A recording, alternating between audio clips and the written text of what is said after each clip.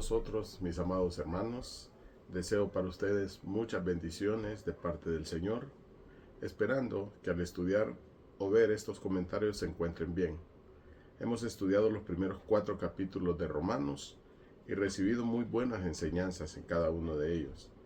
A su vez, hemos reforzado algunos conceptos y también actualizamos aquellos que de alguna manera pudimos tenerlos equivocados. Nos corresponde estudiar esta interesante lección acerca de la sangre de Cristo, entendiendo esto que como aquel sacrificio que nuestro Señor experimentó para traernos a la salvación. La sangre de nuestro Señor no solamente fue derramada de aquel cuerpo físico que utilizó al tomar la forma humana, sino que amplió el concepto de manera que cuando hablamos de la sangre de Cristo, pensamos en perdón de los pecados, redención, salvación y muchos otros conceptos que nos amplían la capacidad para poder ingresar al camino que el Señor dejó trazado por medio de este sacrificio.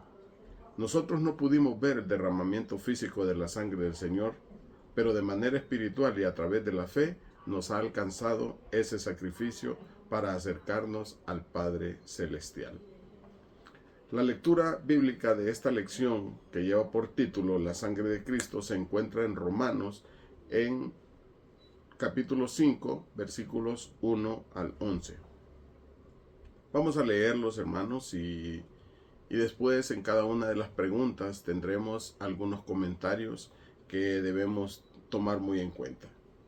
Dice la lectura bíblica de estos 11 versículos: Justificados pues por la fe, tenemos paz para con Dios por medio de nuestro Señor Jesucristo, por el cual también tenemos entrada por la fe a esta gracia en la cual estamos firmes, y nos gloriamos en la esperanza de la gloria de Dios.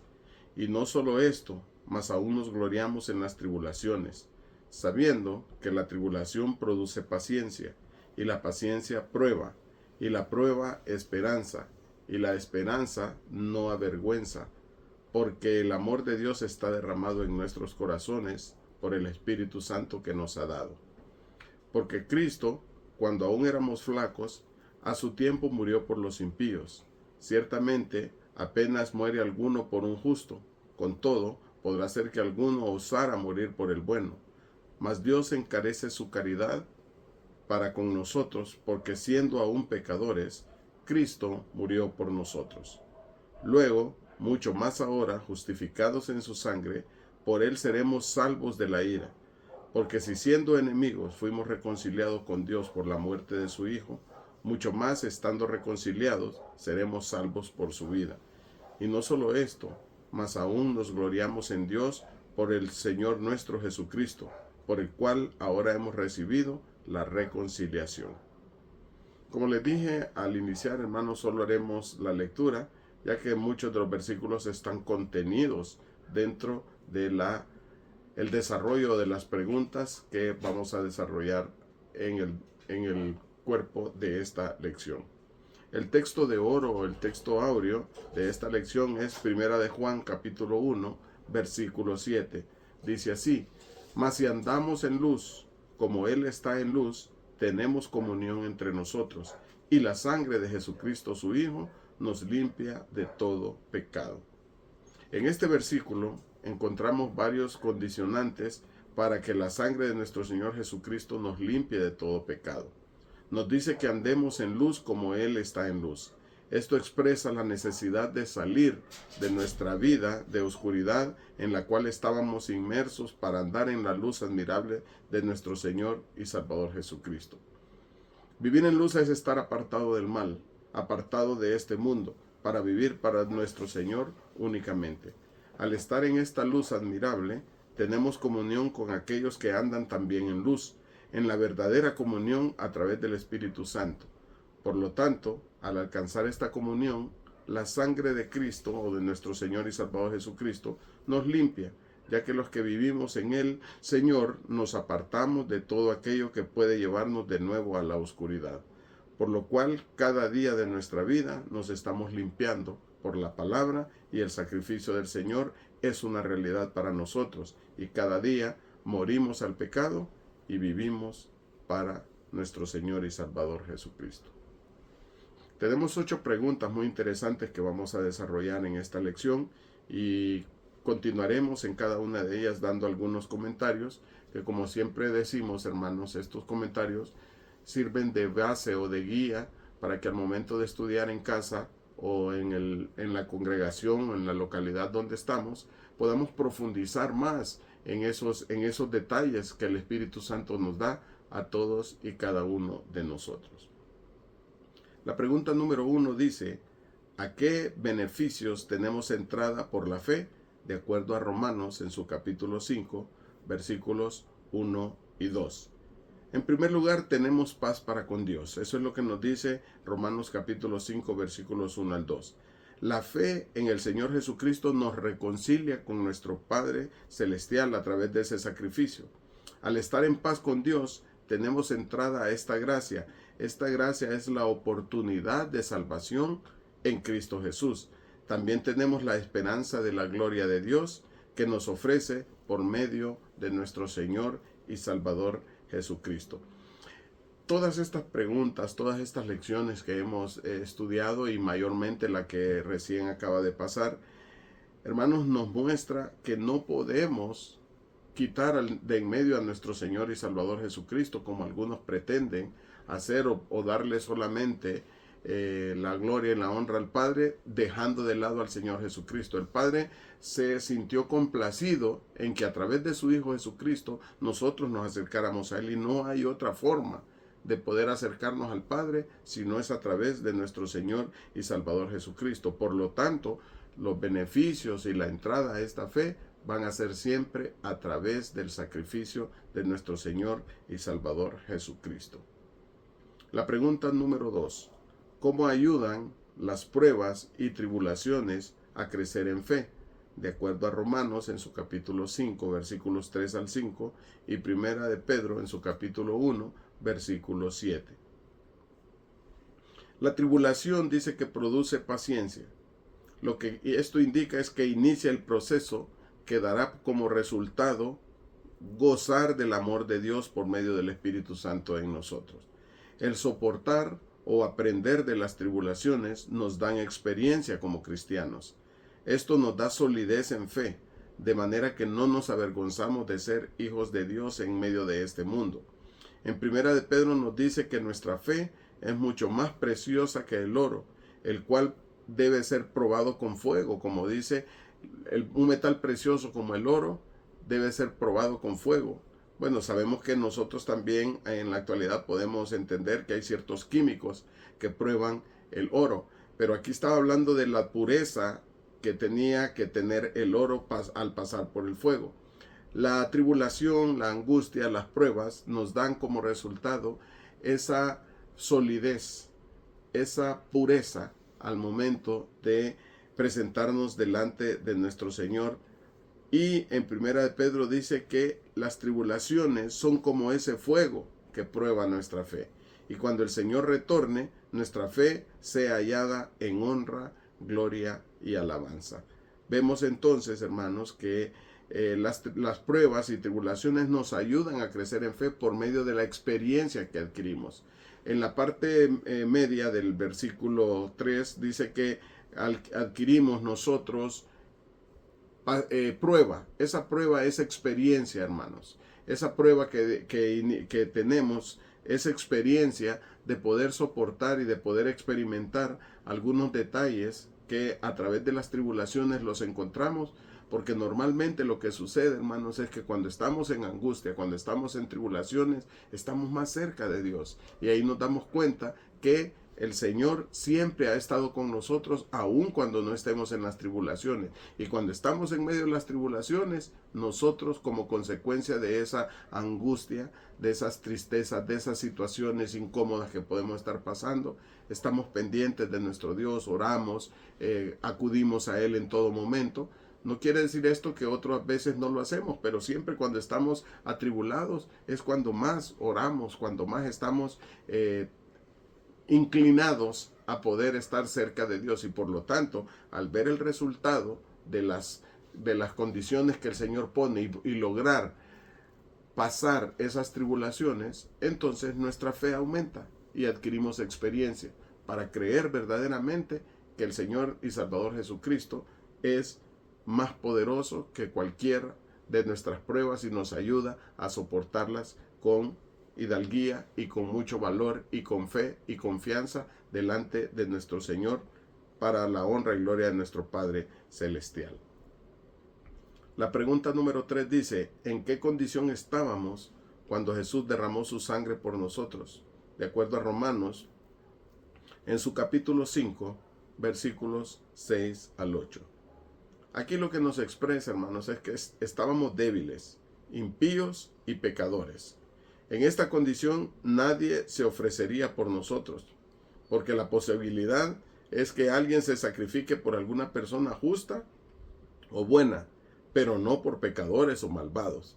Pero dice aquí que Dios encarece su amor y mostró un gran amor y entrega, porque estando nosotros en la condición de impíos, pecadores, débiles, que no daban absolutamente nada por nosotros, el Señor Jesucristo ofreció su vida y murió para darnos salvación. En esa condición nos encontrábamos, no valíamos absolutamente nada, hermanos, alejados completamente de la comunión con Dios, y el Señor Jesucristo nos reconcilia por medio de su sacrificio. En esa condición nos encontró el Señor Jesús justamente antes de que Él pudiera pasar por este sacrificio de derramar su preciosa sangre por el perdón de los pecados de muchos.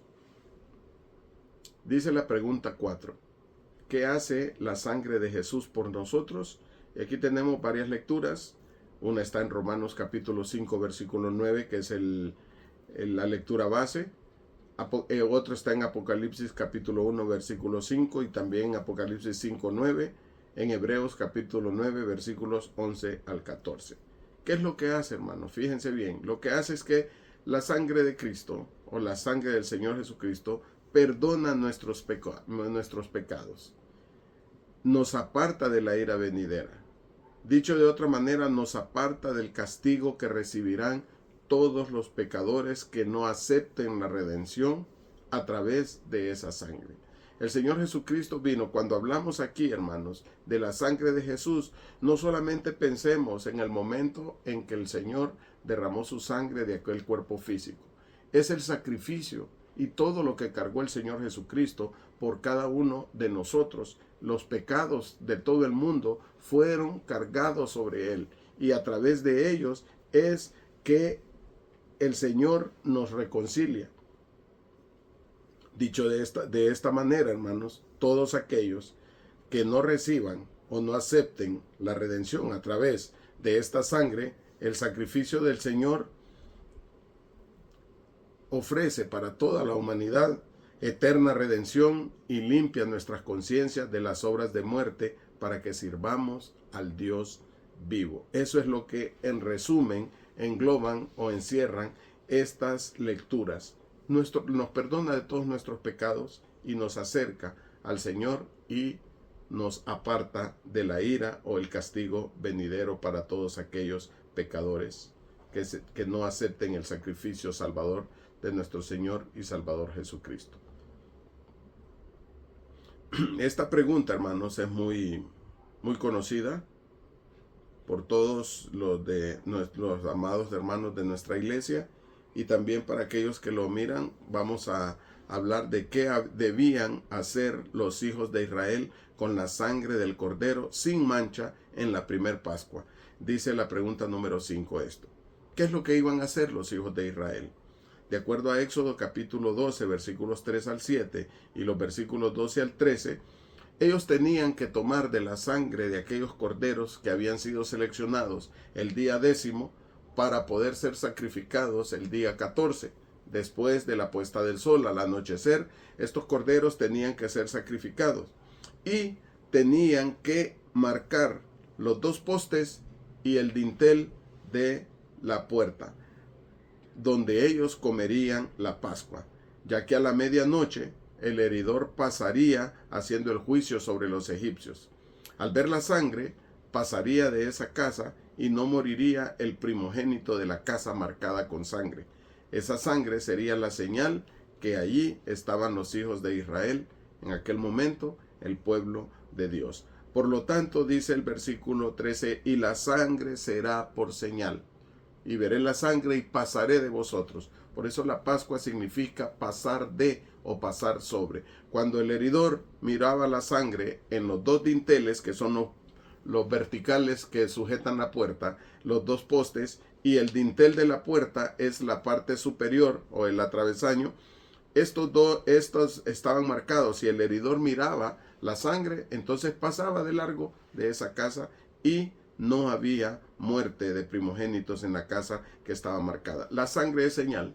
La sangre de Cristo entonces debe ser una señal en nosotros, hermanos. Debe de verse y debe haber evidencias en cada uno de nosotros que verdaderamente la sangre de Cristo nos ha alcanzado y nos ha tocado para poder vivir de acuerdo a los preceptos que nuestro Dios quiere y pide para cada uno de nosotros a través de la fe en nuestro Señor y Salvador Jesucristo, que está registrado en la palabra que Él envió para todos y cada uno de nosotros.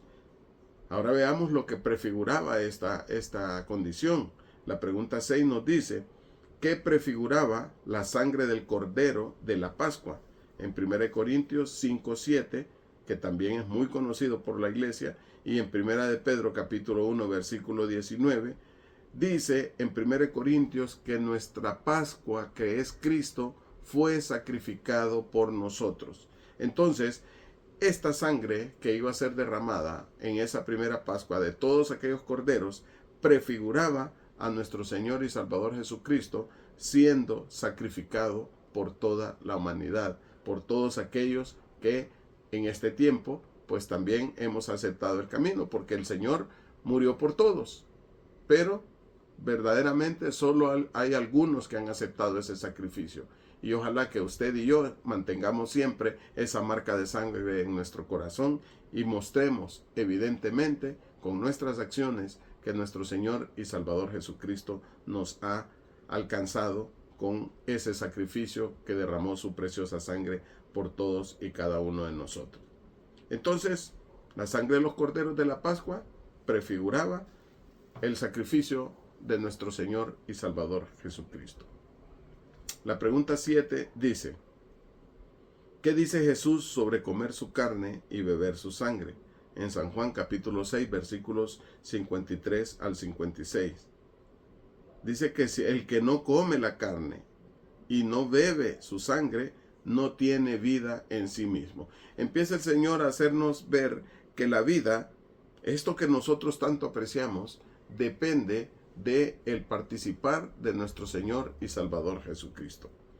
El que come su carne y bebe su sangre, dice, tiene vida eterna y yo le resucitaré en el día postrero. Esta es otra de los beneficios que tiene y que el Señor Jesucristo dijo que tenía que obtener todo aquel que comía su carne y bebía su sangre. Dice que iba a obtener vida eterna y que si estaba muerto, el Señor lo iba a resucitar o lo va a resucitar en el día postrero.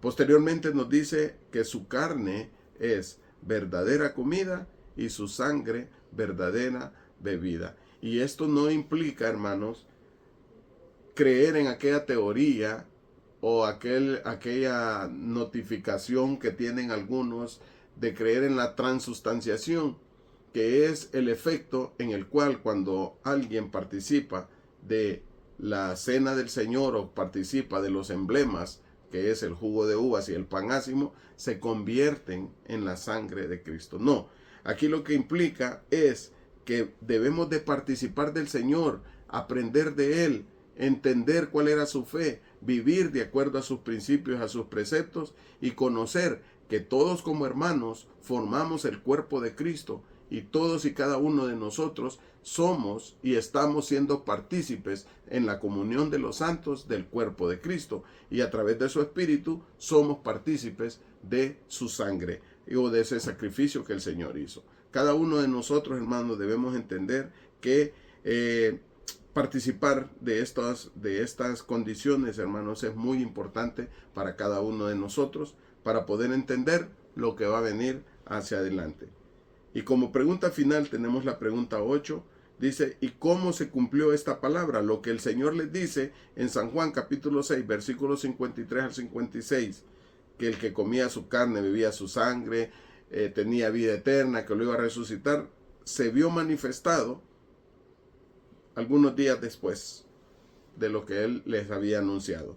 ¿Cómo se cumplió esta palabra? De acuerdo a Mateo 26, versículos 26 al 28, y en 1 Corintios el apóstol Pablo reafirma esto en 1 Corintios 11, 23 al 26.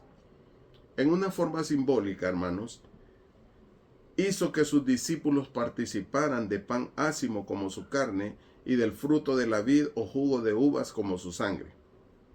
De esta manera, anunció que su sacrificio o el derramamiento de su sangre ocurriría en ese día.